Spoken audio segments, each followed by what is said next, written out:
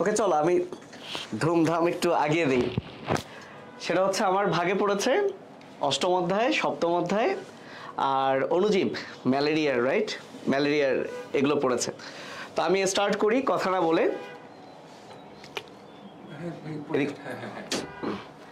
আচ্ছা, আমি ডিরেক্ট আঁকা শুরু করি। প্রথমে আমি যদি এই চিত্রগুলো কিন্তু পরীক্ষায় আসবেই, এই চিত্রগুলো কিন্তু পরীক্ষা আসবে, এবং আমরা এখানে আসলে কি কি ভুল করি চলো সেটাতে একদম সরাসরি চলে যাই। প্রথম কথা, একবীজপত্রী কাণ্ড, এটা কিন্তু চিত্রই আঁকতে দিবে তোমাদেরকে। যেমন মাইটোকন্ড্রিয়া ক্লোরোপ্লাস্টের যদি গঠন চায়, ওটার চিত্র কিন্তু দেওয়া ম্যান্ডেটরি না। আবার চিত্রও কিন্তু আসে মাইটোকন্ড্রিয়া ক্লোরোপ্লাস্টের। মাইটোকন্ড্রিয়া থেকে আমি শুধু একটা কথা অ্যাড করে দেই, তোফায়েল হুজুর তো খুব চমৎকার করে বলছে, যখন তুমি চিত্র লিখবা তখন দয়া করে তুমি লিখবা মাইটোকন্ড্রিয়নের গঠন, লিখো না, যেহেতু এক বচন, এইটা টিচাররা অনেকেই ফলো করে। জাস্ট বলে দিলাম এটা আমার এই যে মাইটোকন্ড্রিয়নের গঠন মনে থাকবে, যেহেতু তুমি একটা ছবি আঁকছো তুমি দিয়ে দিবা মাইটোকন্ড্রিয়নের গঠন। ওকে, তো আমি এখন একবীজপত্রী কাণ্ডে যাই। প্রথমে তোমার যে কাজটা করতে হবে, একবীজপত্রী কাণ্ড, এই যে একবীজপত্রী কাণ্ড, একে সংক্ষেপে আমরা বলি একা, এবং এর প্রায় 6-7টা জিনিস নাই, তাই আসলে সে একা, অনেক কিছুই নাই। সো কি কি নাই সেটা আমরা ছবিতেই দেখবো, খুব দ্রুত আঁকার চেষ্টা করব। এরকম করে প্রথমে একটা দিবা, এইটা হচ্ছে সবার বাইরে, এটাকে বলা হয় এপিডার্মিস বা বহিতক। যেহেতু কাণ্ড, এটা হচ্ছে এপিডার্মিস, কিন্তু এভাবে না একে আমরা এপিডার্মিসের এই যে কোষগুলো একটা লেয়ারে আছে, জাস্ট এটা আমরা দ্রুত দিয়ে দিব।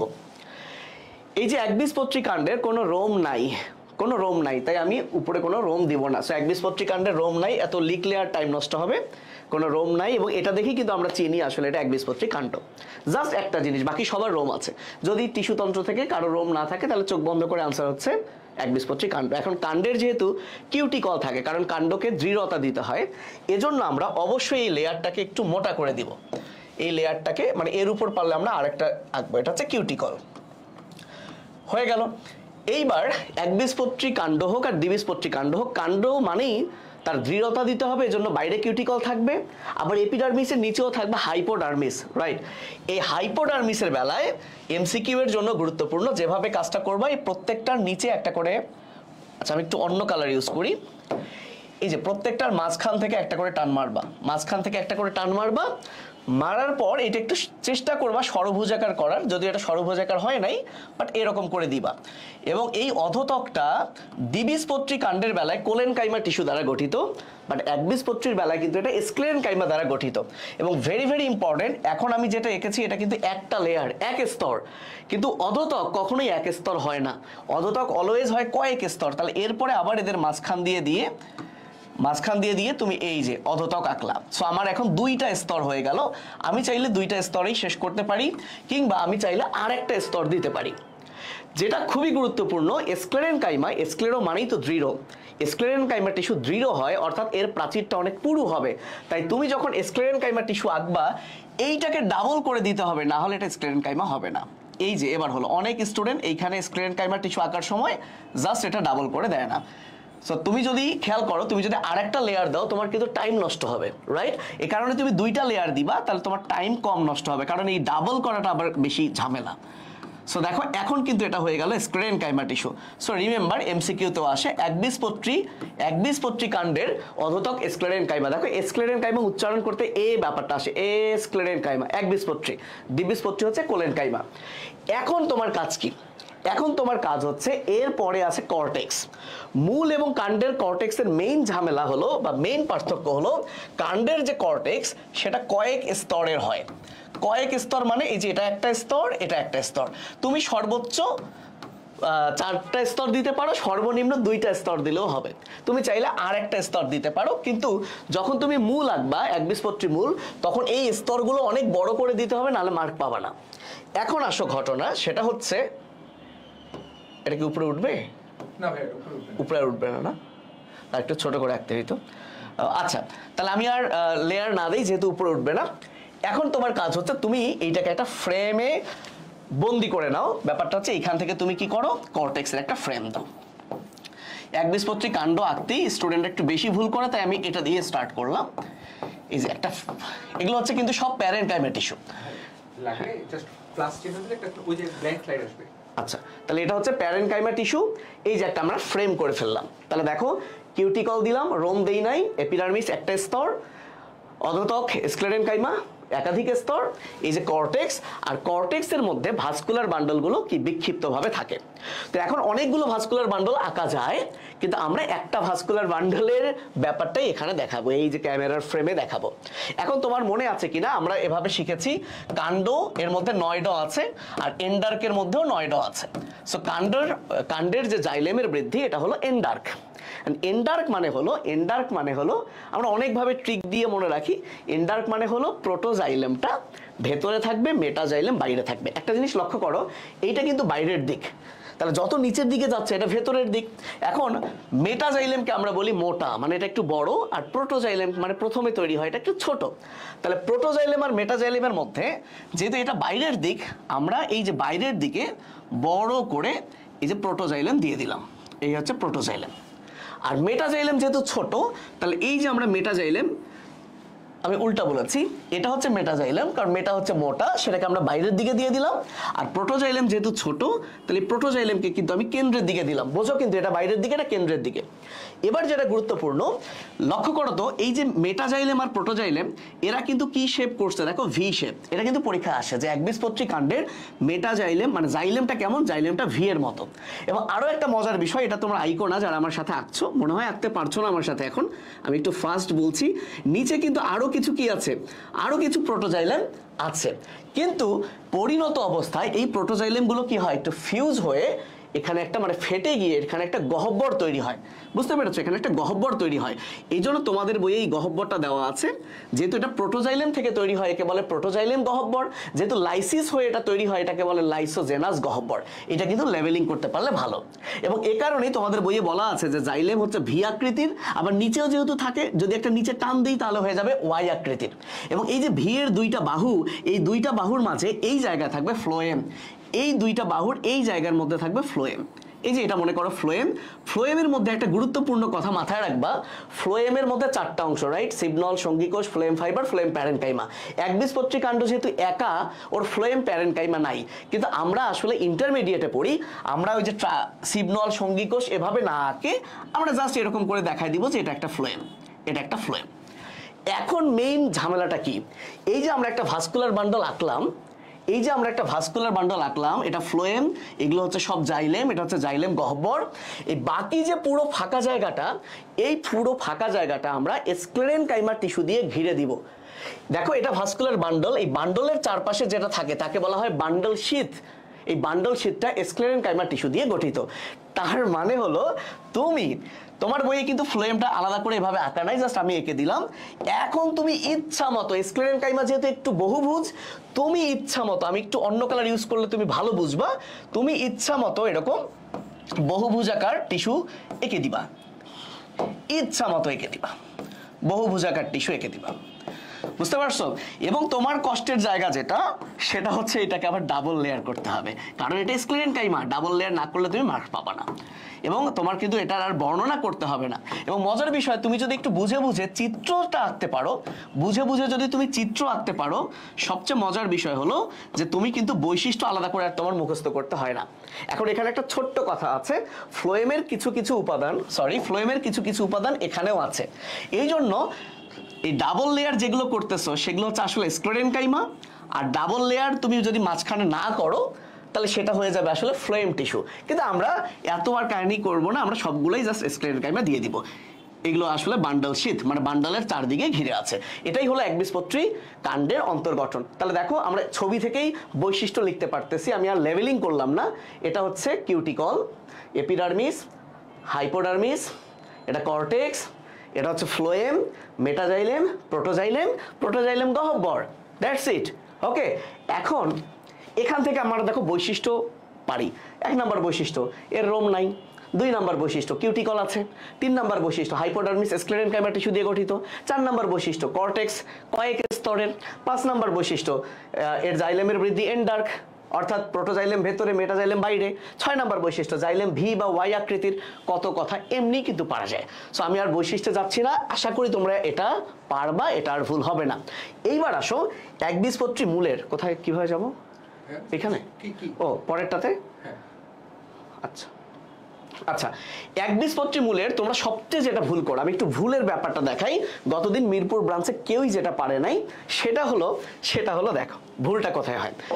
প্রথম কথা হলো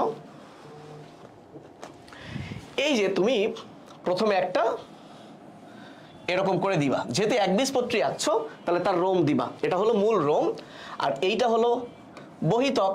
কিন্তু এটা যেহেতু মূলের বহিতক, তাই তুমি বাংলায় লিখলে বহিতক লিখবা, কিন্তু ইংলিশে লিখলে এপিডার্মিস না লিখে এপিব্লেমা লিখবা, কারণ মূলের বহিতককে বলা হয় এপিব্লেমা। আর এগুলো হচ্ছে মূল রোম, আচ্ছা, এখন তোমার কাজ হলো, যেহেতু মূল, এটার কিন্তু দৃঢ়তা দেওয়ার কিছু নাই, তাই এর বাইরে কিউটিকল নাই, ভেতরে কিন্তু অধতক নাই। তাহলে এরপরেই যেটা আছে কর্টেক্স, এবং মূলের কর্টেক্স আমি একটু আগে বলেছি বহু স্তর বিশিষ্ট। তার মানে এইটা হচ্ছে একটা স্তর, এই যে এটা হচ্ছে একটা স্তর, হ্যাঁ, এটা হচ্ছে দ্বিতীয় স্তর। তোমাকে অবশ্যই এখানে 5-6টা স্তর দিতে হবে, নাহলে কিন্তু মার্ক পাওয়া না। সো আমার নিচে আবার আসলে জায়গা হবে কি না, আমি এই জন্য ভাই স্তর 1 2 3 4 5টাই দিয়ে দিলাম। এরপরে আমার যেটা কাজ সেটা মনে হয় এখান থেকে পাবো। আচ্ছা, লাল হয়ে গেল, হয়ে যাক। ভুলটা কোথায় করো জাস্ট সেটা দেখাই, এবং তোমরা আজকে স্বীকার করবা যে তোমরা ম্যাক্সিমাম বাচ্চাই আসলে এটা ভুল করো, কারণ কালকেও কেউ একজন পারে নাই। তোমরা কোথায় ভুল করো দেখো, এটা হচ্ছে অন্ততক, এইবার দেখো এটা হচ্ছে পরিচক্র, রাইট? এইটুকু তো বোঝো যে বহিতক, কর্টেক্স, অধতক থাকলে এখানে অধতক থাকে, অন্ততক, পরিচক্র। যেটা ইম্পর্টেন্ট মূলের বেলায় এই যে দেখো ভুলটা, মূলের বেলায় অন্ততক 1 স্তর বিশিষ্ট, পরিচক্র 1 স্তর বিশিষ্ট। কিন্তু এই যে অন্ততকের এটা যে কোষ, এই যে দেখো এটা একটা কোষ, এই যে এটা কিন্তু একটা কোষ, এটা একটা কোষ, কিন্তু অন্ততকের এই কোষের পাশাপাশি যে প্রাচীর, এই পার্শ্ব প্রাচীরটা স্থূল বা মোটা। ম্যাক্সিমাম স্টুডেন্ট এই কাজটা করে না। কেন করে না হয়তো বা জানে না, কিন্তু এটা করতে হবে। অর্থাৎ তোমাকে এই কাজটা করতে হবে। দেখো এইখানে তুমি মোটা করে দিবা, না দিলে কাটা, টিচারের চোখে প্রথমে এখানে আসবে। অর্থাৎ এই কোষগুলোর পার্শ্ব প্রাচীর স্থূল, জাস্ট এরকম করে দিবা, পার্শ্ব প্রাচীর স্থূল। কিন্তু যখন তুমি পরিচক্রের কোষ আঁকবা, পরিচক্রের কোষগুলো যাতে দেখে এই স্থূলের চেয়ে এটা পাতলা মনে হয়, না হলে টিচারের চোখ প্রথমেই এখানে যাবে। এবং তুমি তোমার বই দেখো, তোমার বইয়ে তুমি এটা কিন্তু খেয়াল করতে পারবা। এই যে দেখো, দেখছো তোমার বইয়ে, তোমরা এটা কি খেয়াল করছো তোফায়েল হুজুর? এটা অনেকেই খেয়াল করে না। এই যে দেখছো কোষের পার্শ্ব প্রাচীর পুরু, হ্যাঁ, কিন্তু দেখো পরিচক্রের বেলায় এটা একটা গুরুত্বপূর্ণ বৈশিষ্ট্য যে মূলের অন্ততকের পার্শ্ব প্রাচীর পুরু, কেউই দেয় না এটা। এইটা মিস করলে কিন্তু টিচার একদম বাজ দিয়ে দিবে। এবং দেখো কতগুলো লেয়ার, এই লেয়ার বহু, কর্টেক্স কিন্তু বহু লেয়ারের, এটাও খেয়াল করবা। আর তো বাকি খুব সিম্পল, এটা তো তোমরা সবাই জানো, সেটা হলো vascular bundle. Xylem bundle, phloem বান্ডলের সংখ্যা 6-এর অধিক। 6টা দিলেও হবে না, 7টা দিতে হবে। আবারও বলছি, দেখো গণ 1 2 3 4 5 6 7, মাস্ট তুমি 8টা দাও 9টা দাও, নো প্রবলেম, কিন্তু 7টা মিনিমাম দিতে হবে। 6-এর অধিক, 6-এর ইকুয়াল না কিন্তু। তাহলে যেহেতু আবার এক্সার্ক, এটা নিয়ে আমার মনে হয় না ঝামেলা হবে। ছোট থেকে নিচে যত আসবে এরকম করে বড় করে দিবা। মনে করো এটা 1টা বান্ডল, 2টা বান্ডল, 3টা বান্ডল, 4টা বান্ডল, 5টা বান্ডল, এই তো 6 এবং 7। এরপরে তোমার আর কোনো কাজই নাই। এটা যেহেতু জাইলেম বান্ডল আঁকছো, এর মাঝে মাঝে তুমি আঁকবা phloem bundle, phloem bundle just এভাবে দিয়ে দিলা। ফ্লোয়েম বান্ডল, এ ধরনের ভাস্কুলার বান্ডলকে বলা হয় অরিও। আর এরপরে ঠিক একই রকম ভাবে, পুরোটার দেখাচ্ছি না, টাইম নষ্ট হবে, আর দেখাচ্ছি না। এই জায়গাটা হচ্ছে মজ্জা, এবং এই মজ্জা থেকে মজ্জা রশ্মি পর্যন্ত একই রকম কিছু টিস্যু দিবা, যেগুলোর ন্যাচার এরকম হবে। এগুলো প্যারেনকাইমা টিস্যু দ্বারা গঠিত। জাস্ট এভাবে দিয়ে দিবা, এই ভেতরে দিবা। যখন জাইলেম ফ্লোয়েমের ভেতরে গেল, এটার নাম হয়ে গেল মজ্জা রশ্মি, এটার নাম হয়ে গেল মজ্জা রশ্মি। আর যখন মাঝখানে থাকলো, এটার নাম হচ্ছে মজ্জা। That's it. তাহলে এই হচ্ছে একবীজপত্রী মূল। এখানে তোমরা একটা জায়গায় ভুল করো, এই মোটা দাগটা দাও না। আশা করি তোমরা এখন এটা পারবে। এবার আসো জবা ফুলের পুষ্প প্রতীক।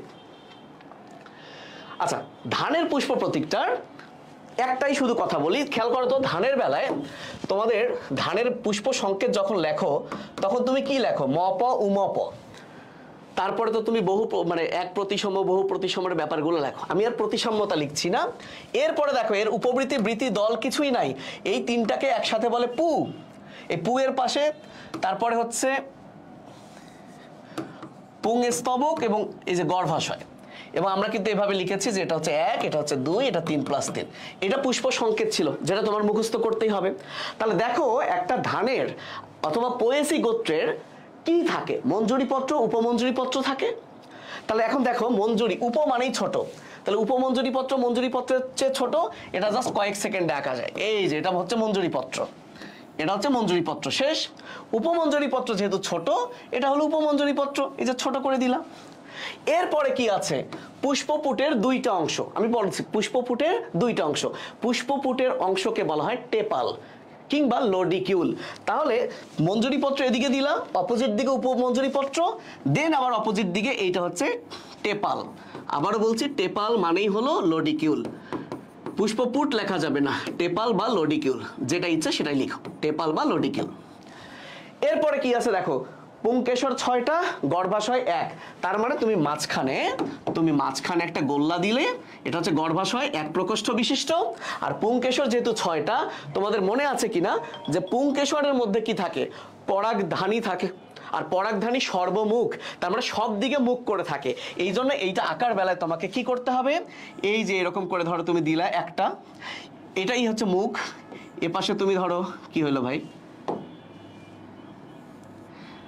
আচ্ছা যাই হোক, এটা 1টা, 2টা, আবার ধরো 3টা, 4টা, 5টা, 6টা, এই যে দিয়ে দিলা, শেষ। তাহলে দেখো মাতৃ অক্ষর না দিলে কিন্তু তুমি মার্ক পাবা না। তাহলে আমি যদি খুব দ্রুত আঁকি, মঞ্জুরিপত্র, উপমঞ্জুরিপত্র, পেটাল, গর্ভাশয় 1 প্রকোষ্ঠ বিশিষ্ট, আর এই যে 6টা যদি আমি পুংকেশর দিয়ে দিই, 4, 5, 6, মাতৃ অক্ষর দিই, দেখো 2-3 সেকেন্ডের ব্যাপার। এটা খুবই সহজ, দোয়া করো যাতে এটা পরীক্ষায় আসে। কিন্তু জবার বেলায় একটু সময় লাগে, কিন্তু জবার বেলায় তোমরা যে কাজটা করবা দ্রুত যে কাজটা করবা, এটা একটু ছোট করা যাবে না? যাবে। আচ্ছা, জবার বেলায় তোমরা দ্রুত 5টা গোল্লা দিবা। দেখো খুব খেয়াল করো, এত চমৎকার, এটা 1টা গোল্লা, 2টা গোল্লা, 3টা গোল্লা, 5টা গোল্লা দিবা, উপবৃত্তি, বৃত্তি, দল। তারপর এই 4 নাম্বার গোল্লাটা একটু ছোট করে দিবা, আমরা এখানে মাঝখানে যাতে একটু গ্যাপ বেশি থাকে,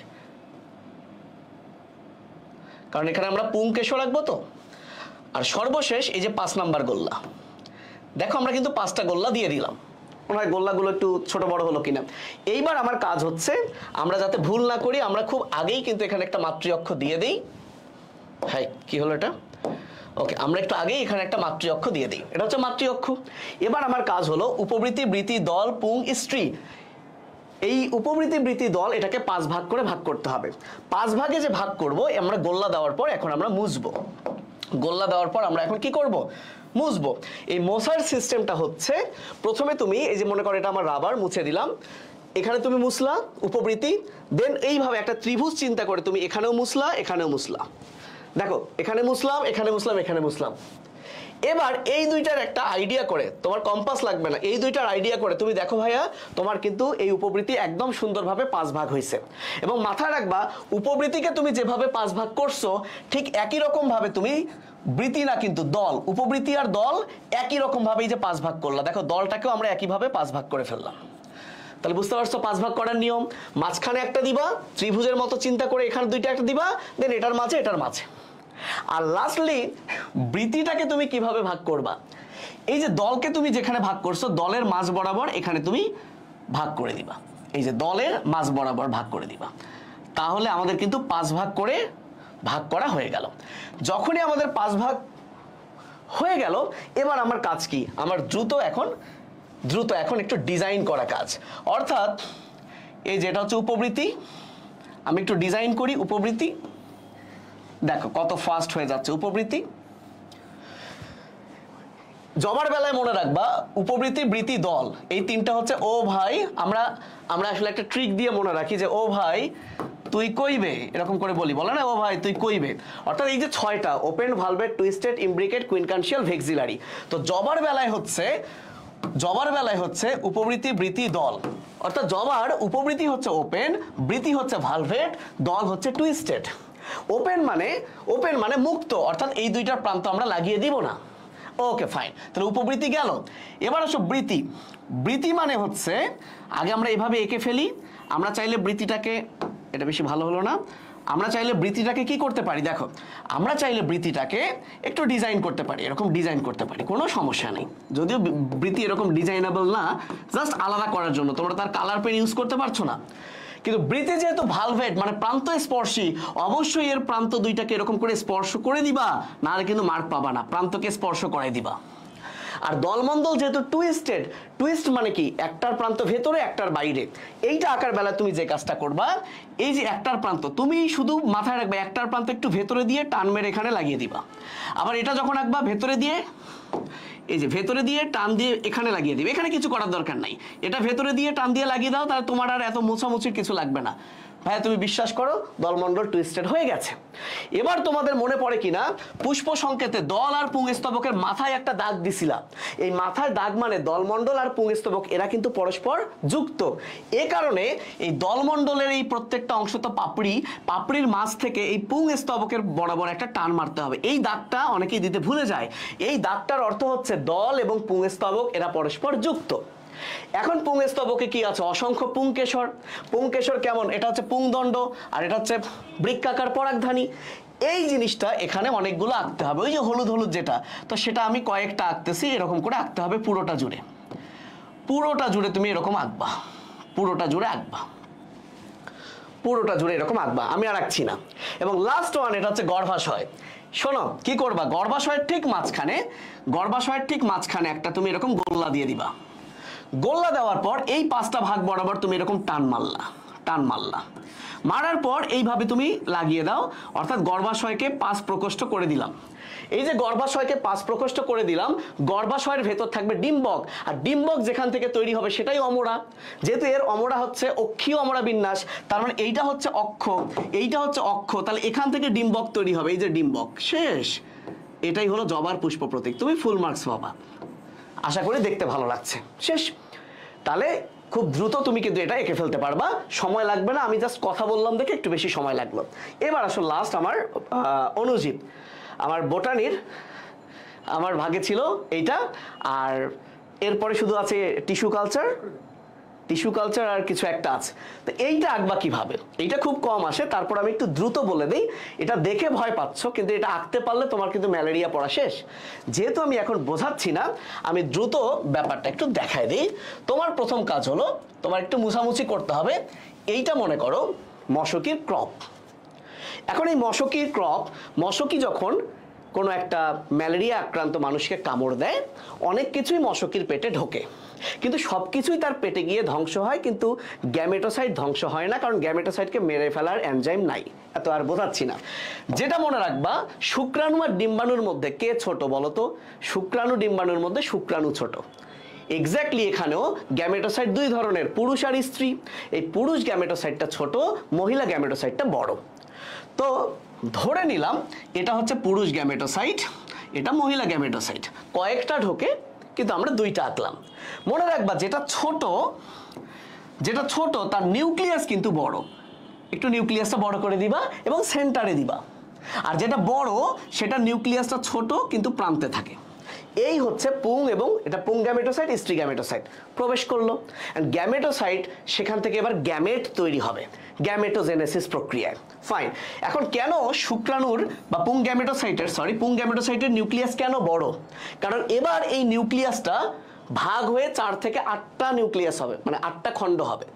তাহলে আমরা এখন শুক্রাণু বানাই, খুব দ্রুত দেখো শুক্রাণু বানাই, কিছুই না, আমরা ধরো আমি 4টা বানাতে চাই, তাহলে এটাকে আমরা এরকম করে 4টা অভিক্ষেপ দিব।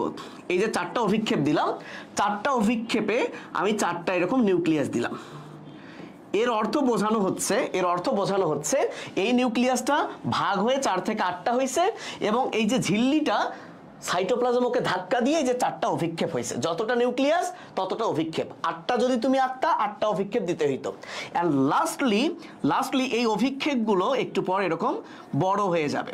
এই যে অভিক্ষেপগুলো এরকম বড় হয়ে গেল, এর অর্থ হলো এক্স মানে বাইরে বেরিয়ে আসলো, কে? ফ্লাজেলার ন্যায় স্ট্রাকচার বাইরে বেরিয়ে আসলো, এবং শন মানে প্রক্রিয়া, তাই এই প্রক্রিয়াটাকে আমরা বলবো এক্স ফ্লাজেলেশন। তাহলে এক্স ফ্লাজেলেশন প্রক্রিয়ায় শুক্রাণু তৈরি হবে, এবং প্রত্যেকটা, আমি একটু হলুদ কালার করে দিই নিউক্লিয়াসগুলো, প্রত্যেকটা ফ্লাজেলার ভেতর এই যে নিউক্লিয়াস চলে যাবে। এবং ফাইনালি যখন এই যে ফ্লাজেলাটা জাস্ট সেপারেট হয়ে যাবে, তখনই এটাকে আমরা বলবো পুংগ্যামিট বা শুক্রাণু। দেখো পুংগ্যামিট কিন্তু তৈরি হয়েছে। এখন ডিম্বাণু তৈরি হবে কিভাবে? ডিম্বাণুর বেলায় কিছুই না, ডিম্বাণুর বেলায় এই যে স্ত্রী গ্যামেটোসাইট আকারে জাস্ট বড় হবে, আকারে জাস্ট বড় হবে, এবং আকারে বড় হওয়ার পর তার কি হবে জানো? তার একটা কোণ তৈরি হবে। এই কোণটাকে বলা হয় নিষেক কোণ, অর্থাৎ এই কোণ দিয়ে এই শুক্রাণু প্রবেশ করবে। ফলে এর পরের যে ছবিটা হবে, এর পরের ছবিটা হবে এদের মধ্যে নিষেক হলো হয়ে জাইগোট, অর্থাৎ এদের মধ্যে নিষেক হয়ে জাইগোট। এখন তোমাদের বইয়ে জাইগোট আঁকা নাই, তোমাদের বইয়ে জাইগোট আঁকা নাই। জাইগোট না একে বরং কি এঁকেছে জানো? আচ্ছা, আমার যতটুকু মনে পড়ে, আচ্ছা আগের পেজে তো আছে, এইটা দেখাইছে, ডিম্বাণুটা দেখাইছে, আর এই যে শুক্রাণু প্রবেশ করলো সেটা দেখাইছে। ওকে ফাইন, এখন বলো এরপরে হবে জাইগোট গোল। তো আমিও আর জাইগোটটা দেখালাম না, এই গোল জাইগোটটা আর ভেতরে থাকতে চায় না, সে চায় আমি এখন বেরিয়ে যাব।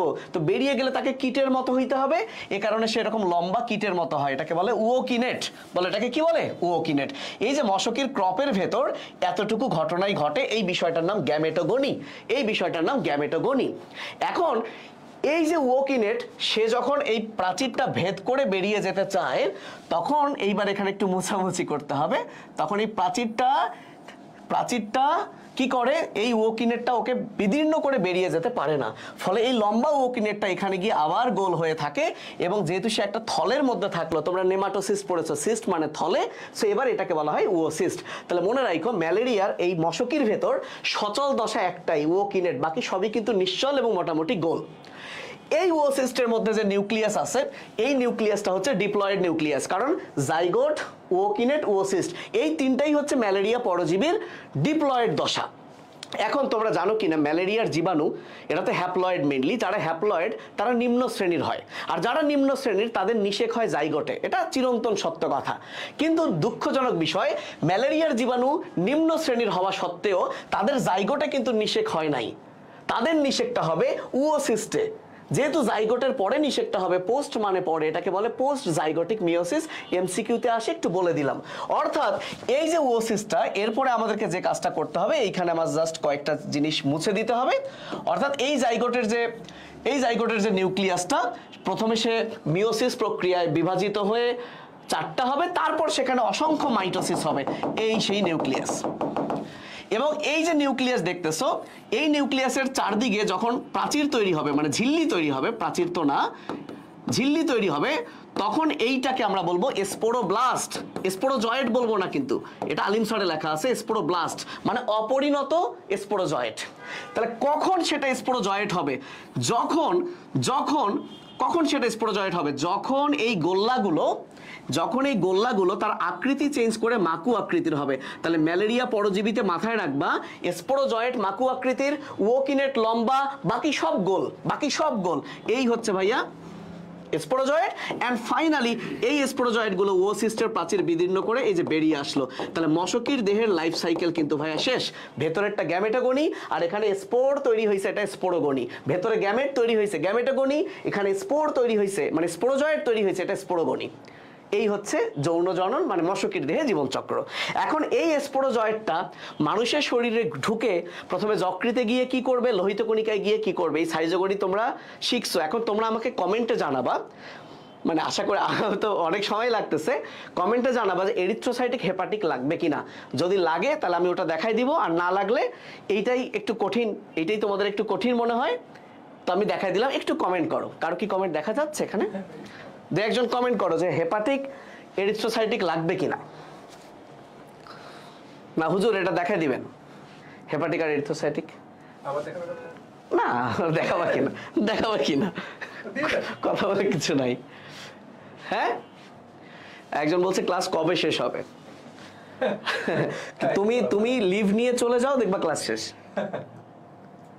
স্যার লাগবে এই যে লাগবে না, এর কে রে তানজিলা লাগবে না, আরে শাবাশ। আরিয়ান বলে ফেলছে ভাই লাগবে, জান্নাত বলে ফেলছে লাগবে। আচ্ছা ওকে ফাইন। এই তো, আর এই দুইটা ছবি তোমাদের সবচেয়ে বেশি আসে এরিথ্রোসাইটিক। হ্যাঁ, তোমাদের সবচেয়ে বেশি আসে এরিথ্রোসাইটিক সাইজোগনি। হেপাটিক এরিথ্রোসাইটিক নাই এখানে, মানে লিস্টে ছিল না? হ্যাঁ ছিল তো, তাহলে আছে তো। হ্যাঁ এই যে আছেই তো। হ্যাঁ, এটা মুখে দেখাই দিলে নাই, তো ভাই বুঝাই দিলেই হয়। হেপাটিক নাই, এরিথ্রোসাইটিকটা আছে। ওকে, আমি এরিথ্রোসাইটিকটা দেখা দিই। হ্যাঁ, এরিথ্রোসাইটিকটা দেখা দিই। ওকে, এরিথ্রোসাইট মানে লোহিত কণিকা। এখানে ভুলটা দেখায় দিই, তোমরা তো সবাই আঁকতে পারো, ভুলটা কোথায় হয় সেটা দেখা দিই। আমি একে একেই যদি ভুলটা দেখাই তাহলে ভালো, এখানে আমি একে একে দেখাই। প্রথম কথা, লোহিত কণিকা তো গোল, লোহিত কণিকা তো গোল, সেরকম একটা গোল দিলাম। মানুষের যকৃত কোষে ঢোকে স্পোরোজয়েট, কিন্তু আমরা আর হেপাটিকটা আঁকছি না, লোহিত কণিকাটা আঁকি। লোহিত কণিকায় গোল, এর কিন্তু নিউক্লিয়াস নাই, তাই ভেতরে আমরা কোনো নিউক্লিয়াস দিলাম না। এর ভেতর কে ঢোকে তোমরা জানো? এর ভেতর ঢোকে মাইক্রো মেটাক্রিপ্টোমেরোজয়েট। প্রশ্ন করলে আসলে অনেক বেশি টাইম লাগবে। এই মাইক্রো মেটাক্রিপ্টোমেরোজয়েট যখন লোহিত কণিকার ভেতর ঢুকে খাবার দাবার খায়, হিমোগ্লোবিন খাওয়া শুরু করে। আর তোমরা নিশ্চয়ই পড়েছো ট্রফ মানে খাবার, ট্রফ মানে খাবার, ঠিক আছে? সো এই জন্য এই ভেতরে যে একটা দশা তৈরি হয় একে আমরা বলি ট্রোফোজয়েট। এবং এটা যেহেতু একটা কোষ, তার কিন্তু নিউক্লিয়াস আছে, তাই আমরা ভেতরে একটা নিউক্লিয়াস দিলাম। আমরা চাইলে এটাকে একটু বড় করে দিতে পারি, এটা মনে করো ট্রোফোজয়েট, এবং এই ট্রোফোজয়েটের ভেতর এটা মনে করো নিউক্লিয়াস। এটা হচ্ছে প্রথম দশা। একটু দ্রুত এটা আমরা একটা সিরিয়াল মনে রাখি যে ট্রসি আশ্রমে গেল, এভাবে আমরা মনে রাখি আর কি। হ্যাঁ, ট্রসি আসামে গেল, এটা আমরা আগে পড়তাম, মানে এখন দেখি যে আশ্রমে অ্যাড করছি কেন? আচ্ছা, আশা নিয়ে রোমে গেল, যাই হোক। আচ্ছা, এখন ঘটনা হচ্ছে এই যে ট্রোফোজয়েট মানে সে খাদ্য দশা। এখন সে যেহেতু খাবার খাচ্ছে, ঝামেলাটা কোথায়? খাবার খেলে কি হবে জানো? এই যে ভেতরে যে খাদ্য একটা গহ্বর তৈরি হবে, এই জন্য আমরা এই আগের ছবিতেই একটা গোল্লা করে দিব, এই গোল্লাটার নাম খাদ্য গহ্বর। তাহলে খুব ভালো করে বোঝো, এই দশাটার নাম ট্রোফোজয়েট, ভেতরে তার নিউক্লিয়াস, আর গোল্লাটা হচ্ছে খাদ্য গহ্বর।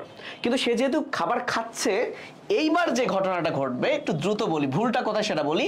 এটা তো ট্রোফোজয়েট, এইবার খাদ্য গহ্বর, এই যে খাদ্য গহ্বর এতই বড় হয়ে যাবে যে নিউক্লিয়াসটা এক কোণায় চলে যাবে, দেখতে পাথর বসানো আংটির মতো লাগবে। সো এটাকে আমরা বলবো সিগনেট রিং দশা, এটাকে বলবো তখন সিগনেট রিং দশা।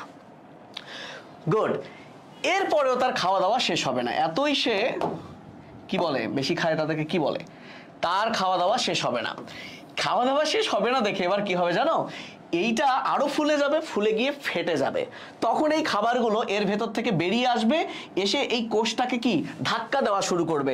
এই কারণে কোষটার আকৃতি এবার এলোমেলো হয়ে অ্যামিবার মতো হয়ে যাবে, তাই নাম হবে অ্যামিবয়েড ট্রোফোজয়েট। যেহেতু ভেতরের গহ্বর ফাইটা গেছে, নিউক্লিয়াস আবার সেন্টারে চলে আসবে। এবং এইখানে তোমরা যে জিনিসটা দাও না, যেহেতু খাবার বাইরে বেরিয়ে আসছে, এখানে তো আমরা খাবার এখানে দিবই, এবং কিছু খাবার একদম বাইরে চলে আসবে বা কিছু বর্জ্য বাইরে চলে আসবে। এই বর্জ্যগুলোর নাম হলো হিমোজয়েন। পরীক্ষায় খুবই আসে হিমোজয়েন। কোথায় দেখা যায়? না, আমি একটু ভুল বলছি। এই যে ডট ডট গুলো প্রথম দেখতে পায় বিজ্ঞানী সাফনার, সেটাকে আমরা বলি সাফনার্স দানা। পরীক্ষায় খুবই আসে সাফনার্স দানা কোথায় দেখা যায়। সো সাফনার্স দানাটা কিন্তু এই যে লোহিত কণিকার যে বাইরে, মানে দশাটার বাইরেই যে দেখা যাবে, এই হচ্ছে সাফনার্স দানা। অ্যামিবয়েড ট্রোফোজয়েটে দেখা যায়। এরপরে দেখো, আমরা খাবার খেলে কি হয়, পরে হাগু দিয়ে বেরিয়ে যায়, বর্জ্য তো তৈরি হয়, তাই না? অনেক খাবারই তো বর্জ্য হবে। তাহলে এইবার একটা বর্জ্য তৈরি হবে। এই বর্জ্যটা কোথায় তৈরি হবে একটু খেয়াল করো। আমরা একদম শেষের দিকে চলে আসছি। এই যে এখন দেখো, খাবার যখন বেরিয়ে যাচ্ছিল তখন সে অ্যামিবার মতো হয়েছে, সে আবার কি করলো, তার আগের অবস্থায় সে ফিরে আসলো।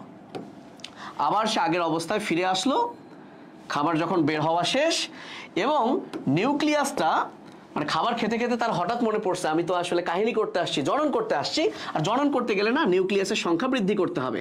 এই যে সে নিউক্লিয়াসের সংখ্যা বৃদ্ধি করলো, 1 2 3 4 5 6, আচ্ছা দিলাম, এই যে 7টা দিলাম। এবং এইখানে যেটা গুরুত্বপূর্ণ তোমাদের রাখতে হবে, যেহেতু খাবার খাচ্ছিল, এখানে কিছু বর্জ্য তৈরি হবে। এই যে আমি বর্জ্য দিলাম, এই বর্জ্যটার নাম হিমোজয়েন। এটা কিন্তু নিউক্লিয়াস না, হিমোজয়েন, এটা কিন্তু নিউক্লিয়াস না। আর তোমরা একবার যেহেতু সাফনার্স দানা এখানে দিছো, সাফনার্স দানা কিন্তু এখানে দিতেই হবে। এই পরের দশাটাতেও সাফনার্স দানা দিবা। এইটা সাফনার্স দানা, এটা কিন্তু হিমোজয়েন। অ্যান্ড ফাইনালি এই দশাটার নাম সাইজন, কারণ সাইজন মানে বহু নিউক্লিয়াস। এবার যখন এর চারদিকে ঝিল্লি তৈরি হবে, তখন না এটাকে দেখতে গোলাপের পাপড়ির মতো লাগবে। রোজ থেকে এই জন্য এর নাম হয়ে গেছে রোজেট। কি রোজেট। সো আমি যদি এখন শুধু একটু নিউক্লিয়াস গুলো দেই, এরকম করে 1 2 3 4 5 6 7টা নিউক্লিয়াস দেই, তাহলে এখন আমি যদি এইভাবে এই যে গোলাপের পাপড়ির মতো আঁকি, তাহলে এটা হয়ে গেল রোজেট। এবং যে কাজটা তোমরা ভুল করো, এখানে যে তুমি হিমোজয়েন্ট যতটুকু দিছো, এখানে কিন্তু হিমোজয়েন্ট মানে যত সময় যাবে বর্জ্য তো আরো বেশি জমবে, তাহলে এখানে তুমি আরো বেশি হিমোজয়েন্ট দিয়ে দিবা। অ্যান্ড ফাইনালি এই রোজেট দশাটা, এই কোষটা যখন পুরো আলাদা হয়ে যাবে তার নাম হয়ে যাবে মেরোজয়েট।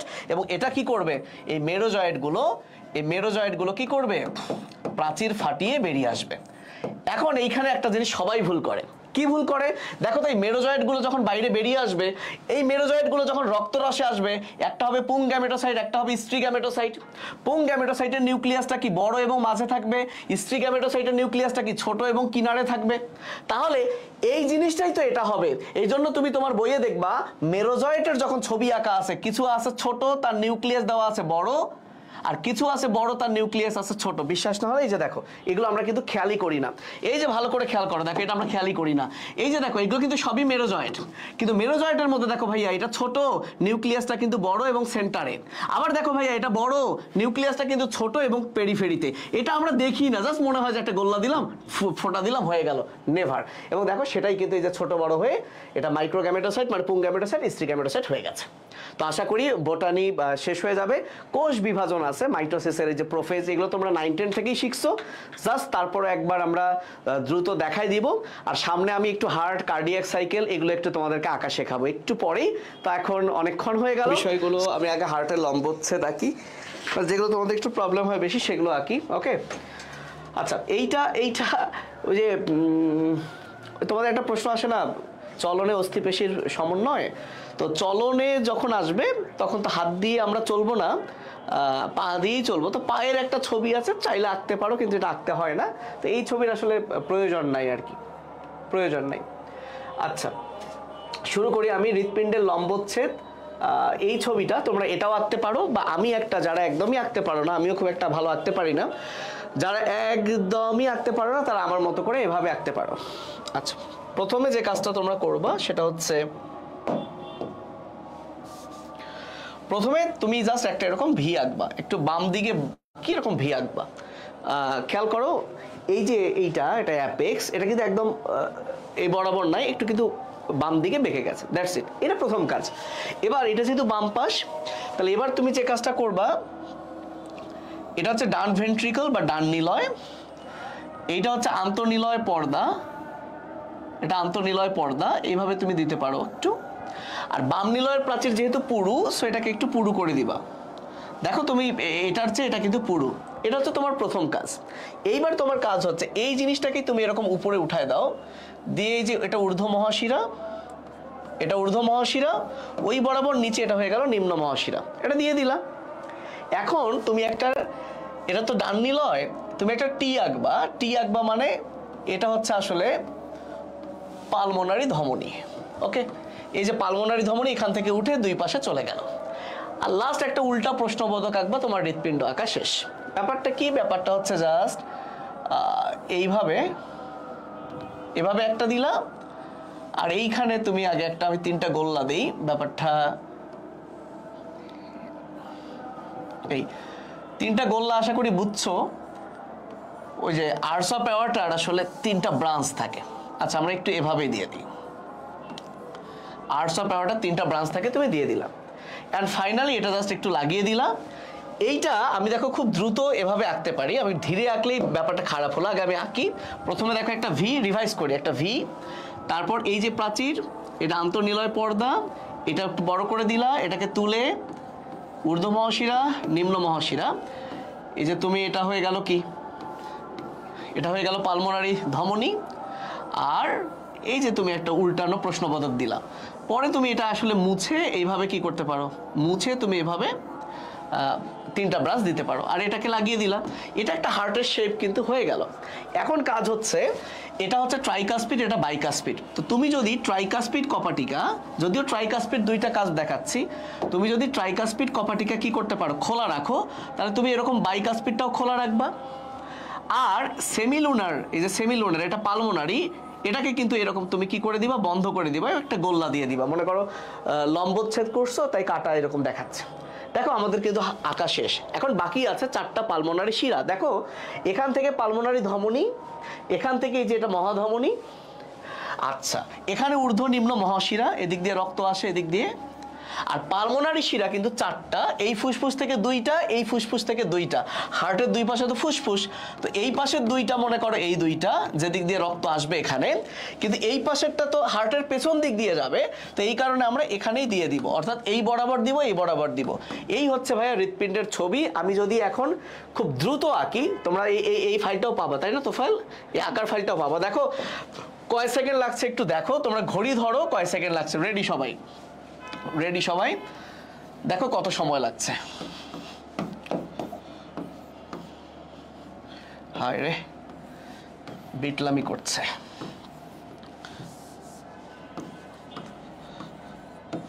শেষ শেষ, এই তো, হ্যাঁ শেষ। এটা যদি আমি ভাইয়া এরকম ক্লোজ দিই, তাহলে বাইকাসপিডও ক্লোজ দিব। এই দুইটা আমি, সরি, এটা যদি ওপেন দিই, তাহলে বাই ট্রাই ওপেন, সেমিলোনার ক্লোজ। দেখো কয় সেকেন্ড, 30 সেকেন্ডও লাগে নাই। তোমরা কি ফিল করতে পারছো? তো এটাই হচ্ছে ভাইয়ের হৃৎপিণ্ডের লম্বচ্ছেদ। তুমি চাইলে এখানে কর্ডি টেন্ডিনে এরকম করে টান মেরে দিতে পারো, এটা তোমার ইচ্ছা, কারণ লম্বচ্ছেদ করলে এগুলো দেখা যাবে। বাট না দিলেও হবে। আশা করি তোমরা এটা আঁকতে পারবা। নাইম আমার চেয়ে কানা মামা ভালো, একদম যারা একদমই আঁকা শেখো নাই তারা এভাবে আঁকতে পারবা। আর কেউ যদি এসএসসি লেভেল থেকে, এই যে আমাদের যেটা আছে, এটা যদি তুমি আঁকা প্র্যাকটিস করো, তাহলে নতুন করে শেখার দরকার নাই। ওকে, কার্ডিয়াক চক্র পরীক্ষায় আসে না, যদি আসে কাহিনী এটাই, শুধুমাত্র ছবি এটাই, শুধুমাত্র কোথায় কোন কপারডিকা খোলে বন্ধ হয়, ছবি কিন্তু এটাই। এখন ধরো তুমি অলিন্দের সিস্টল দিচ্ছ, এই ছবিটাই অলিন্দের সিস্টল, কারণ অলিন্দের সিস্টল হলে রক্ত অলিন্দ থেকে নিলয়ে আসবে। এটাই আবার নিলয়ের ডায়াস্টল, তার মানে এই ছবিটা একই সাথে অলিন্দের সিস্টল, নিলয়ের ডায়াস্টল। এবার যদি তুমি এই দুইটা কপারডিকা বন্ধ করে এটা খুলে দাও, তাহলে হবে বাকি দুইটা। সো কার্ডিয়াক চক্র আলাদা কিছু না, এইটা আঁকাটাই হচ্ছে ফ্যাক্ট। আশা করি তোমরা হৃৎপিণ্ডের লম্বচ্ছেদ এখন আঁকতে পারবা। ওকে, এবার আসো, তাহলে কার্ডিয়াক চক্র হৃৎপিণ্ডের লম্বচ্ছেদ হলো। এইটা আসলে আঁকানোর কিছু নাই, এই করোনারি স্টেন্টিং পরীক্ষায় আসে। তো এই যে ধমনীর, এই ধমনীতে কি জমছে, যে প্লাগ জমছে, এটা আমি আঁকবো না। এই প্লাগ জমছে, তুমি এটা ক্যাথেটার ঢুকাই দিলা, বেলুন ফুলে গেল, ওটা চাপ খাইলো, পরে তুমি বেলুনটিকে বের করে নিয়ে নিলা, স্টেনটা রেখে দিলা। এটা একবার প্র্যাকটিস করবে, এটা আসলে দেখানোর কিছু নেই, ইজি ব্যাপার। কঠিনে যদি যাই,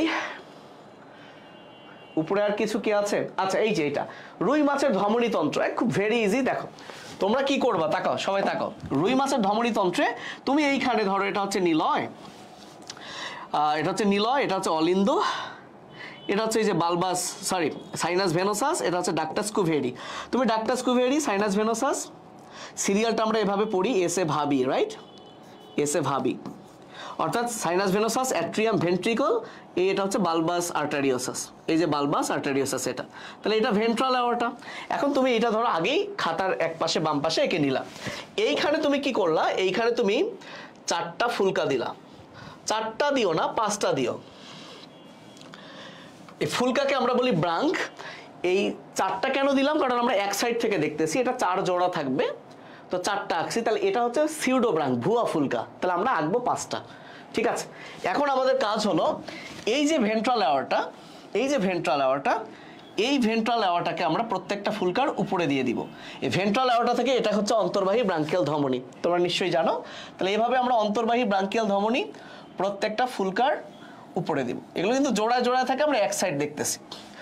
ওইখানে আর দিব না, কারণ কি ওটা একটা ভুয়া ফুলকা, ওখানে কে যায় সেটা আমরা আলাদা করে দেখাবো।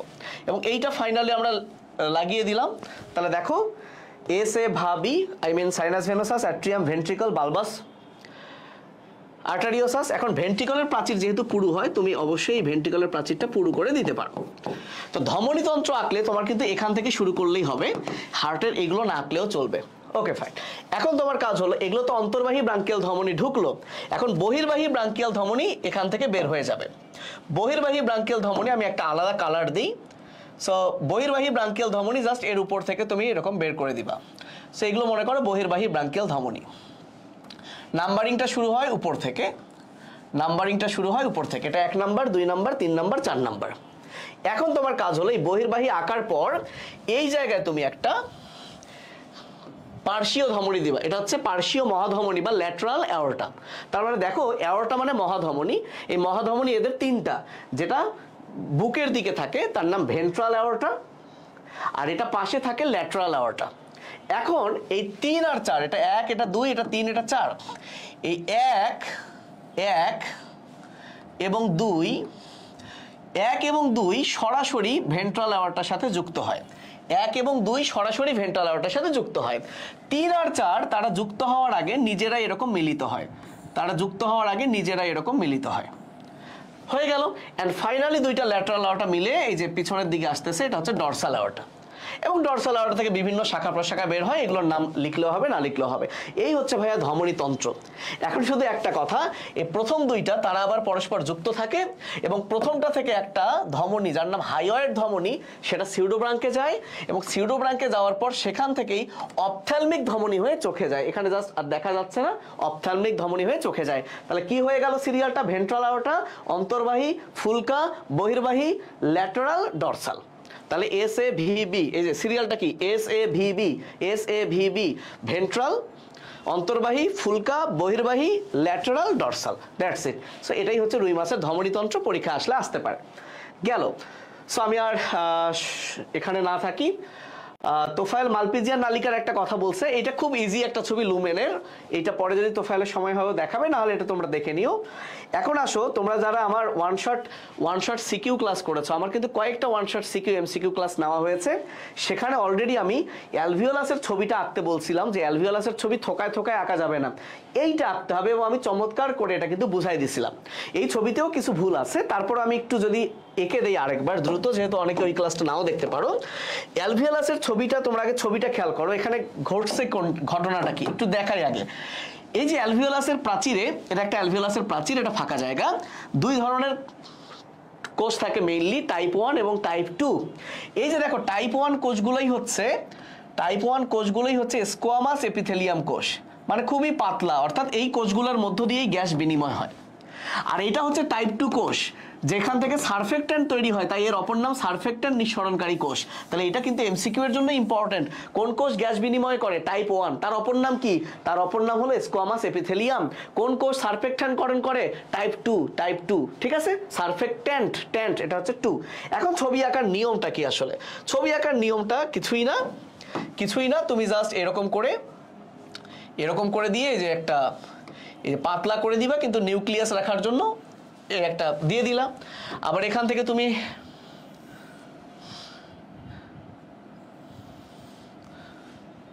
সবচেয়ে ভালো হয় তুমি প্রথমে এরকম একটা গোল্লা দিয়ে দাও।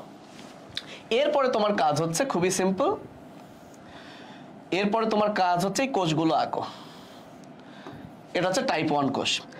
এই জায়গায় তুমি সারফেক্ট্যান্ট ক্ষরণকারী কোষ আঁকবা, এইভাবে আঁকবা সারফেক্ট্যান্ট ক্ষরণকারী কোষ। এটা হচ্ছে টাইপ 2 কোষ। আবার তুমি টাইপ 1 কোষ আঁকো, একটু ফুলাই দাও, যে জায়গায় নিউক্লিয়াস থাকবে সেটা একটু ফুলবে, শেষ। তারপরে 3টা টাইপ 1 কোষ আঁকলাম আমরা, দেখো 3টা আমরা টাইপ 1 কোষ আঁকলাম, একটা টাইপ 2 কোষ আঁকলাম। এবং এইখান থেকে যে সারফেক্ট্যান্ট ক্ষরণ হয়, এই যে গোল্লাটা দিলাম, এটাকে বলা হয় সারফেক্ট্যান্ট লেয়ার। এটা তোমাদের বইয়ে লেখা নাই, আমি এখানে লিখে দিচ্ছি। এই যে তোমাদের বইয়ে এই যে মার্কিং করছে, কিন্তু এটার লেভেলিং করা নাই, এটাকে বলে সারফেক্ট্যান্ট লেয়ার। সো এটা আমি লিখে দিচ্ছি, এই যে মাঝের এটাকে বলা হয় সারফেক্ট্যান্ট লেয়ার। লেয়ার মানে স্তর। এখন এই জায়গায় একটা ভয়ঙ্কর কোষ থাকে, দেখেই মনে হচ্ছে খেয়ে ফেলবে, এটা ম্যাক্রোফেজ, যার কাজ ফ্যাগোসাইটোসিস করা। তাহলে তুমি এইখানে একটা এরকম একটা কোষ দিলে, এটার নাম হচ্ছে ম্যাক্রোফেজ। এখন তোমার কাজ হচ্ছে এইটা হচ্ছে কাজ। এই যে প্রাচীরটা দিয়ে দিলাম, এই প্রাচীরে তুমি এখন বিভিন্ন রক্তকণিকা দিবা, ধমনী দিবা, শিরা দিবা। ধমনী আঁকার সময় প্রাচীরটা পুরু করে দিবা, শিরা আঁকার সময় প্রাচীর পাতলা করে দিবা। এখন যেটা ইম্পর্টেন্ট, তোমার বইয়ে যেটা ভুল আছে, যদিও এই ভুলটা কেউ ধরবে না, এই যে দেখো ইলাস্টিক আর কোলাজেন তন্তুকে টান দেওয়া হয়েছে, কিন্তু ইলাস্টিক আর কোলাজেন তন্তু তো একই রকম দেখতে না। ইলাস্টিক তন্তুর অবশ্যই শাখা দিতে হবে আর কোলাজেনকে বান্ডেল করে দিতে হবে। তো এইটা আশা করি এই ছবিতে, এটা তরুণাস্থির ছবিতে ভুল ধরতে পারে। তারপরেও তুমি যদি মনে করো আমি একদম অ্যাকুরেট আঁকবো, তুমি এভাবে যখন দিবা এটাকে লিখবা ইলাস্টিক তন্তু, আর এরকম কয়েকটা দিবা, এটা হচ্ছে কোলাজেন তন্তু। That's it. এটাই হলো অ্যালভিওলাসের গঠন, শেষ। তাহলে অ্যালভিওলাসের গঠনে আমি 3টা টাইপ 1 কোষ দিলাম, একটা টাইপ 2 কোষ দিলাম।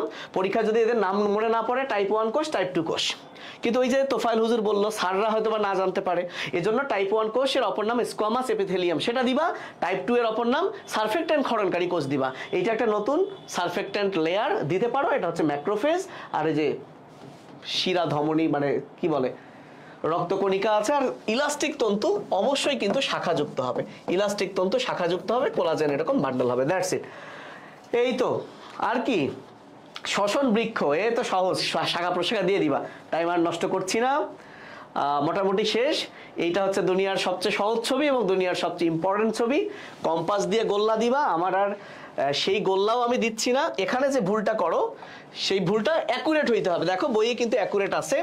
যখনই তুমি কি আঁকবা, যখনই তুমি ধমনী আঁকবা, ধমনীর প্রাচীরটা পুরু, দেখো ধমনীর প্রাচীরটা কিন্তু পুরু করে দিছে, ডাবল লেয়ার দিছে, আর শিরার প্রাচীরটা কিন্তু কি করে দিছে, পাতলা করে দিছে। নিয়ম হলো স্নায়ুটাকে নিরেট, স্নায়ুর ভিতর তো আর কোনো কিছু পরিবহন হয় না, মানে রক্ত তো পরিবহন হয় না, নিয়ম হলো স্নায়ুটা এরকম নিরেট করা, কিন্তু এরা ফাঁপা করে দিছে। তার মানে এটা খেয়াল করবা, এখানে টিচারও কিন্তু দেখো এটা নোটিশ করে। তাহলে কিছুই না তোমার কাজ হলো কি কাজ, আচ্ছা আমি হাত দিয়ে আঁকি, হাত দিয়ে আঁকি বলতে গোলটা ইউজ না করি। প্রথমে একটা গোল্লা দিলা, এটা শিরা একটু বড় করে দাও, এটা হচ্ছে ধমনী, প্রাচীর একটু মোটা করে দিলেই হবে, ডাবল লেয়ার, আর এটা হচ্ছে স্নায়ু, এই ব্যাপারটা একটু খেয়াল রাখো। তারপরে তুমি এই যে এগুলো হচ্ছে লেয়ার, এগুলোকে বলে ল্যামেলাম, আর একসাথে যখন টান দিবা ল্যামেলি, এবং এর মধ্যেই একটা করে এরকম দিয়ে দিলা, তার মানে এটাই ল্যাকুনা যার ভিতর অস্থিকোষ আছে। এভাবে প্রত্যেকটা লেয়ারে দিবা, আমি আর রাখছি না, আশা করি বুঝতে পারছো, প্রত্যেকটা দিয়ে দিবা। অ্যান্ড ফাইনালি এই দুইটার মধ্যে যখন এভাবে তুমি জয়েন্ট করে দিবা, এগুলো হচ্ছে ক্যানালিকুলি, এভাবে দিয়ে দিবা। তার মানে জাস্ট একটা সৌরজগতের মতো তোমাকে শুধু চারটা জিনিস, এই ছবিতে চারটা জিনিস দেখাইতে হবে, ল্যামেলি দেখাইতে হবে, ল্যাকুনা দেখাইতে হবে, হ্যাবার্সিয়ান নালী দেখাইতে হবে, আর ক্যানালিকুলি দেখাইতে হবে। তুমি যদি 5 নাম্বার আর কিছু দেখাইতে চাও, এর ভেতরে যে কোষ আছে তার নাম অস্টিওসাইট, সেটা দেখাবা। আর একটা আছে ভকম্যানস ক্যানেল, সেটা দেখাতে গেলে তোমাকে এরকম হাড্ডি আঁকতে হবে, একে হাড্ডি একে এরকম দুইটা হ্যাবার্সিয়ান তন্ত্র দিতে হবে, দেন এই হ্যাবার্সিয়ান তন্ত্র এরকম করে দেখাইতে হবে যে দুইটা হ্যাবার্সিয়ান নালীকে যুক্ত করছে ভকম্যানস নালী। তবে এটা দেখানো নেসেসারি না, কারণ অস্টিয়ন তো এইটা, ভকম্যানস নালী কিন্তু একটা অস্টিয়নের অংশ না, বরং সে দুইটা অস্টিয়নকে, দুইটা হ্যাবার্সিয়ান তন্ত্রকে কানেক্ট করছে, তাই এইটা খুব একটা ম্যান্ডেটরি না, তুমি এইটা আঁকবা এই সৌরজগতের মতো। তো দ্যাটস ইট, তাই না? তো হ্যাঁ, কোনো মিস গেল কিনা এটা দিয়ে দিব, আমার মনে হয় না মিস গেছে। ও হাইড্রা, এই যে হাইড্রার সিলোম, এই যে এইটা হাইড্রার যে এপিডার্মিসের কোষ, এইটা কিন্তু তোমার এমসিকিউতে ছবি দিয়ে দিবে চিহ্নিত করতে কোনটা কি। এটা আসলে কিছুই না, ব্যাপারটা হচ্ছে সবই তো কিছুই না বলতেছি, এটা হচ্ছে মেসোগ্লিয়া, সব কিছুতেই বলছে কিছুই না, এটা হচ্ছে মেসোগ্লিয়া। তো ভাই মুখস্থ করতে গেলে কিছু হয়, এই যে এটা হচ্ছে পেশি আবরণী কোষ, এই পরেরটা দিতে গেলে এরকম, এই যে এরকম, কি হলো ভাই, সেই তোফাইল টিজ করতে যাওয়ারে শেষ। এই তিনটা পেশি আবরণী কোষ দিলা। পেশি আবরণী কোষের যেটা খুবই গুরুত্বপূর্ণ, সেটা হচ্ছে এর বাইরের দিকে এক স্তরে মিউকাস দানা থাকে, আর এই মিউকাস দানাগুলো কিউটিকল তৈরি করে, তাই এটা একটু পুরু করে দিলাম। এবং এখানে গহ্বর আছে, যেহেতু পেশি আবরণী কোষ, এই দুইটা মায়োনিমের কিছু অংশ মেসোগ্লিয়াতেও চলে আসছে, আর মাঝখানে তো একটা বড় বিশাল কোষ, সবচেয়ে বড় কোষ, বড় নিউক্লিয়াস। পেশি আবরণী কোষ আঁকা হয়ে গেল। এখন বলো, এই যে আমাকে ঠান্ডা লাগছে, তাই না, ঠান্ডাটা আমার ত্বকে এসে পড়ছে, আগে সংবেদী কোষ সেটাকে রিসিভ করছে, তারপর স্নায়ু কোষ সেটাকে মাথায় পাঠিয়ে দিচ্ছে, এবং আমার ব্রেন বুঝতেছে আমার ঠান্ডা লাগতেছে। তার মানে তুমি এখন এর মাঝখানে এরকম একটা কোষ দিলা, এর একটা অ্যান্টেনা বাইরে বের করে দিবা, ভালো করে বোঝো, এটা সংবেদী কোষ, এবং সংবেদী কোষ যা রিসিভ করে, মনে করো এটাই হচ্ছে মেসোগ্লিয়া, নাকি এটাই, আচ্ছা এটা এই জায়গাটা মেসোগ্লিয়া। তাহলে সংবেদী কোষের একটা প্রান্ত তো বাইরে, আর একটা প্রান্তর সাথে এই যে স্নায়ু কোষ লেগে আছে, এটা হচ্ছে স্নায়ু কোষ, যেটা মেসোগ্লিয়ার মধ্যেই থাকে। এখন এত ডিটেলস এইখানে খেয়াল করবে না, যে এই স্নায়ু কোষের মধ্যে আবার কিন্তু গ্যাংলিয়া থাকে, এটা খেয়াল করবে না। ওকে, এখন আসলে ইন্টারস্টিশিয়াল কোষ মানে কি, দুই পেশি আবরণী কোষের ফাঁকে থাকে, এই যে এইখানে গোল গোল অনেকগুলো কোষ দিবা, এগুলোই হচ্ছে ইন্টারস্টিশিয়াল কোষ। তাহলে আমরা কি কোষ আঁকলাম? আমরা পেশি আবরণী কোষ আঁকলাম, সংবেদী আঁকলাম, স্নায়ু কোষ আঁকলাম, ইন্টারস্টিশিয়াল কোষ আঁকলাম। এখন আমাদের শুধু বাকি আছে নিউরোসাইট আঁকা, কারণ বাকি জনন কোষ এগুলো দেখানো লাগবে না। এখন নিউরোসাইট কোষ কিভাবে আঁকতে হয়, এটাও লাস্ট আর কি ছবি আমার, সেটা যদি তুমি আলাদা করে আঁকতে পারো, সেটাই তুমি এখানে এঁকে দিবা, তাহলেই হয়ে গেল। তো চলো আমি এখন একটু নিউরোসাইট কোষটার কাছে চলে যাই। নিউরোসাইট মনে হয় দেওয়া নাই, আচ্ছা এই যে দিয়েছো। নিউরোসাইট যদি পরীক্ষায় আঁকতে বলে, খেয়াল কইরো স্বাভাবিক অবস্থায় বলছে না সূত্রক খোলা অবস্থায়, স্বাভাবিক মানে কিন্তু সূত্রক বদ্ধ এইটা, আর এটা হচ্ছে শিকার ধরা অবস্থায়। তাহলে এই নিউরোসাইট কোষটাই তুমি ওই জায়গায় কোনো একটা মাঝে এঁকে দিবা।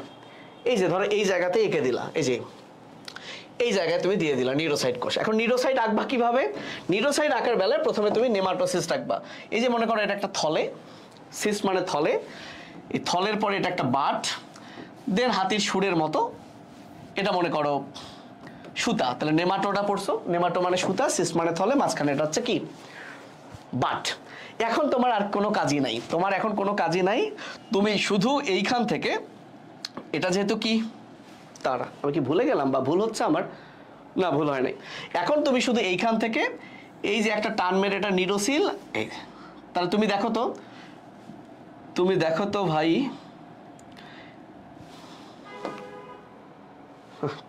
ভুল করতেছি না তো, এই যে অপারকুলামটা খুলে গেছে, এরকম ঢাকা ছিল, খুলে গেছে, এই যে দেখো। তাহলে দেখো নিউরোসাইট আঁকা কত সহজ।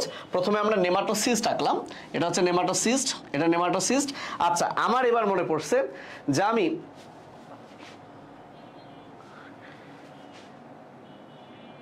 আমার এবার মনে পড়ছে, তাহলে দেখো তোমার প্রথমে আঁকতে হবে নেমাটোসিস্ট। তুমি এটা হচ্ছে নেমাটোডার নেমাটো সুতা বার সিস্ট আঁকছো, তারপরে তুমি এই যে নিউরোসিল আঁকলা। এখন তোমার এই নিচে কি দিতে হবে? এলো কিছু পেশি সূত্র, আর এখান থেকে কিছু ল্যাসো দিতে হবে, নিচে নিউক্লিয়াস দিতে হবে, দ্যাটস ইট। তাহলে কি কি হলো? এটা অপারকুলাম, এটা তো সুতা, এটা বার্ড, নিউরোসিল, আবরণ, নিউক্লিয়াস, সাইটোপ্লাজম, পেশি এবং ল্যাসো। তাহলে আমি যদি এটা একটু আরেকবার ফাস্ট আঁকি, এবার যদি আরেকবার এটা মুছে দিই, আমি আরেকবার ভালো করে এটা তোমাদেরকে দেখাই। তাহলে প্রথমে তোমার কাজ হলো এরকম একটা থলে আঁকা, তারপরে এরকম বাট আঁকা, তারপরে এরকম সুতা আঁকা, এদিকে অপারকুলাম দেওয়া, আর এদিকে নিউরোসিল দিয়ে এই হয়ে গেল। এটা হচ্ছে কি ল্যাসো, নিউক্লিয়াস, আর এই যে পেশি সূত্র। তা আমার মনে হয় না 10 সেকেন্ডের বেশি সময় লাগছে। আর যদি বলে সূত্রকবদ্ধ অবস্থায়, তাহলে তুমি প্রথমে কি করবে? অপারকুলাম দিবা, এই যে বাট, এই বাটটা সেখানে এভাবে ঘুরে আছে, উল্টা হয়ে যাবে, ঘুরে আছে। এবং এই যে নেমাটোসিস্টের থলে সুতাটা আবার এর মধ্যে পেঁচানো আছে। এখন একটা জিনিস আমি দেই নাই, সেটা হচ্ছে বার্ব এবং বারবিউল। তোমরা খুব ভালো করে খেয়াল করো, যখন এভাবে আছে বার্বের সূচালো অংশটা নিচে, কিন্তু যখন এটা আবার ভেতরে ঢুকানো থাকবে, স্বাভাবিক অবস্থায় ঢুকানো থাকবে, তখন এই সূচালো মাথাটা কিন্তু দেখো উপরে চলে গেছে। এই দুইটা কিন্তু খেয়াল কইরো না, তাহলে মানে খেয়াল কইরো না, খেয়াল কইরো। তাহলে দেখো নর্মালি এটা হচ্ছে বাট মানে বার্ব, সুতালো নিচে, আর ছোট ছোট বার্বের ছোট নামের শেষে ছোট হলে ইউল হয়, বারবিউল। বাট যখন তুমি এভাবে দিলা, তখন কিন্তু সুচালো অংশ এরকম উপরে দিতে হবে, আর এই যে পেঁচানো সুতা তুমি এখানে দিয়ে দিলা। এবার তোমার কাজ হচ্ছে এই আগের মতো নিউরোসিল শেষ, ল্যাসো, নিউক্লিয়াস, এই যে পেশি সূত্র। তাহলে এগুলো আঁকা কিন্তু খুব ইজি ব্যাপার। তাহলে এইটা যদি আমি আরেকবার রিভাইজ করি মুছে দিয়ে, সেটা হলো প্রথমে আমি অপারকুলাম দিব স্বাভাবিক অবস্থায়, তারপর আমি যে বাট দিব, এই বাটের মাথা থেকে আমি কিছু সূত্রক পেঁচানো দিব, সুচালো অংশ বার্ব যে দুইটা উপরে দিলাম, এরপরে আমি যে থলে দিলাম, আর তারপর তো নিউরোসিল, এটা হচ্ছে ল্যাসো, এই তো পেশি সূত্র। অবশ্যই নিচে নিউক্লিয়াস দিতে ভুলবা না, সাইটোপ্লাজম ডট ডট দিয়ে দিবা। তো এই ছিল আমাদের আজকের চিত্রের। আমি খুব দুঃখিত যে আমরা একটু বেশি সময় নিয়ে ফেললাম। আর সিলোম আকার আসলে কিছু নাই, 2 ঘন্টা 13 মিনিট সব তাই সিলোম আকার আসলে কিছু নাই। সিলোমে শুধু একটা জিনিস মাথায় রাখবা, সিলোম এটা কম আসে, তারপরেও আসে। দেখো ভ্রূণ স্তর, এই যে বাইরেটাতে অ্যাক্টোডার্ম, হ্যাঁ বাইরেটাতে অ্যাক্টোডার্ম, রাইট, অ্যাক্টোডার্ম। তাহলে একদম ভেতরে যেটা, সেটা তো অ্যান্ডোডার্ম, তাহলে এটা তো অ্যান্ডোডার্ম, এটা তো অ্যান্ডোডার্ম। এখন মাঝখানের এই ফাঁকা জায়গাটা হচ্ছে সিলোম। এখন এই সিলোমটা ইউসিলোমেট কখন বলবো? এইটাকে ইউসিলোমেট তখন বলবো যখন এই যে পর্দাটা, যখন এই পর্দা বাইরেও থাকবে ভেতরেও থাকবে। খুব ভালো করে খেয়াল করো, এই যে হলুদ কালারটা হচ্ছে পেরিটোনিয়াম, এই বাইরেরটা এটাকে বলে প্যারাইটাল পেরিটোনিয়াম, ভেতরেরটাকে বলে ভিসেরাল পেরিটোনিয়াম। যখন এই মাঝের এটা সিলোম, যখন এই সিলোমের দুই পাশে পেরিটোনিয়াম পর্দা আছে, তার মানে সেটাই হলো প্রকৃত সিলোম, ইউসিলোমেট। কিন্তু যদি তুমি ভেতরেরটা না দাও, অর্থাৎ প্যারাইটাল পেরিটোনিয়াম আছে, ভিসেরালটা নাই, তাহলে সেটাই হলো ভুয়া বা সিউডোসিলোমেট। তাহলে সিউডোসিলোমেট মানে তার কি নাই? অনেকেই বলে তার পেরিটোনিয়াম নাই, ভুল।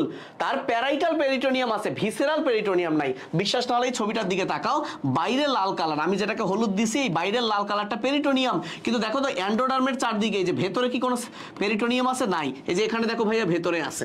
তার মানে এই যে ছবি আঁকা কিছুই না, তাহলে তো হয়ে গেল। সেম ছবি আমি আরেকবার দেখাই দিই তাহলে। সেম ছবি তুমি এই যে ধরো আঁকলা, এটা মনে করো অ্যান্ডোডার্ম, এটা মনে করো অ্যাক্টোডার্ম। তুমি যদি এবার পেরিটোনিয়াম শুধুমাত্র কোথায় দাও, বাইরে দাও, এটাই হয়ে গেল সিউডোসিলোমেট। দেন কিছু অঙ্গ এখানে দিয়ে দিবা, সিলোমের ভেতর তো অঙ্গ থাকে, দিয়ে দিবা। আর অ্যাসিলোমেট মানে এর ভেতরে কোনো সিলোম নাই। এই যে এই পুরো জিনিসগুলো বিভিন্ন প্যারেনকাইমার টিস্যু দ্বারা, প্যারেনকাইম মেসেনকাইম টিস্যু দ্বারা কিন্তু পূর্ণ হয়েছে, এখানে কোনো ফাঁকা নাই। সো মানে না। দ্যাটস ইট, আমাদের ছবি শেষ। কি মজা। সো কেমন লাগলো তোমরা জানাইও। আমরা কষ্ট করছি, আমার হঠাৎ আইডিয়া আসলো এবং হুজুরও হুজুর চেয়েছিলেন যে ছবির ক্লাস নিবে, তো আমি বললাম যে চলো আমরা একটু দেখাই। তো এখন একটা সুবিধা হলো, তোমাদের যার যেটা দরকার, হয়তোবা সবাই সব কিছু প্রবলেম না, যার যেটা দরকার তোমরা কেটে সেই জায়গায় গিয়ে দেখতে পারো। কিন্তু আমাদের পুরো ছবির একটা চেষ্টা করছি ক্লাস নেওয়ার, জানি না কতটুকু উপকার হলো, কিন্তু আশা করছি যারা নিয়মিত মানে পুরো ক্লাসটা দেখলা, একটা তো অনেক কিছুই তোমার আসলে রিভাইজ হইলো। তো ভালো থেকো ভাই, আল্লাহ হাফেজ, আসসালামু আলাইকুম।